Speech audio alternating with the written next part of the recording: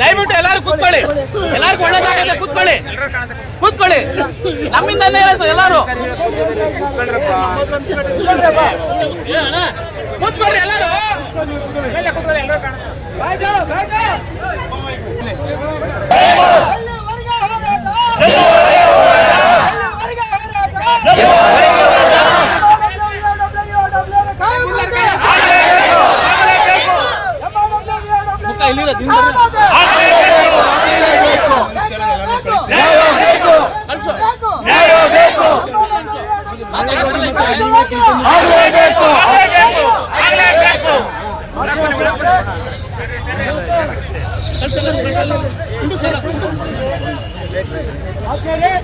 ಇವತ್ತು ನಮ್ಮನ್ನ ಭೇಟಿ ಮಾಡಲ ಸಲುವಾಗಿ ಮೊನ್ನೆ ನಮ್ಮ ಇಲಾಖೆಯ ಜಂಟಿ ನಿರ್ದೇಶಕರಾಗಿರುವಂಥ ನಟರಾಜ್ ಸರ್ ಅವರು ಈ ಒಂದು ಕಾರ್ಯಕ್ರಮ ನಮ್ಮ ಧರಣಿ ಒಂದು ಉದ್ಘಾಟನಾ ಸ್ಥಳಕ್ಕೆ ಬಂದಿದ್ದಾರೆ.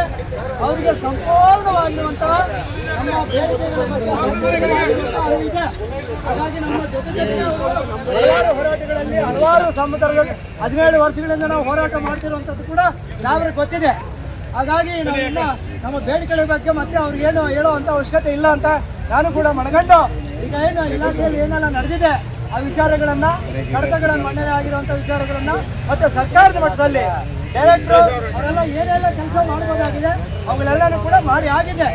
ಸೊ ಹಾಗಾಗಿ ಮುಂದಿನ ಏನು ವಿಚಾರಗಳನ್ನು ತಮ್ಮ ಮುಂದೆ ಮನನ ಮಾಡಬೇಕಂತೇಳಿ ಮಾನ್ಯ ಡೈರೆಕ್ಟರ್ ಉಪನಿರ್ದೇಶಕರು ಮಾನ್ಯ JD ಸಾಹೇಬರಿಗೆ ಆತ್ಮೀಯವಾದಂಥ ಸ್ವಾಗತವನ್ನು ಕೋರ್ತಾ ಅವ್ರು ಮಾತಾಡೋದಕ್ಕೆ ಅವಕಾಶವನ್ನು ಮಾಡ್ಕೊಳ್ತಾ ಇದ್ದಾರೆ.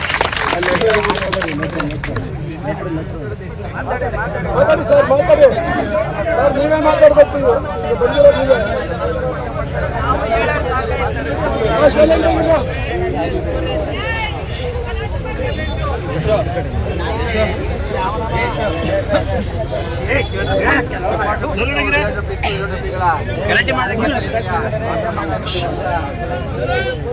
ಅಪ್ಪಾಜಿ ಭೇಟಿ ಅವರೇ, ಕೃಷ್ಣಪ್ಪನವರೇ, ಎಲ್ಲ ಪದಾಧಿಕಾರಿಗಳೇ, ಎಲ್ಲ ನನ್ನ ಪ್ರೀತಿಯ VRWs, MRWs ಮಾತಾಡಲಿಕ್ಕೆ ಎಲ್ಲರೂ ಗೊತ್ತಿದೆ. ನಾವು ನೀವೆಲ್ಲ ಭೇಟಿಯಾಗಿದ್ದೀವಿ. ನಮ್ಮ ಇಲಾಖೆಯ ಜವಾಬ್ದಾರಿ ಏನಿದೆ ಅದೆಲ್ಲವನ್ನು ನಾವು ಮಾಡಿದ್ದೀವಿ. ಎಲ್ಲವನ್ನು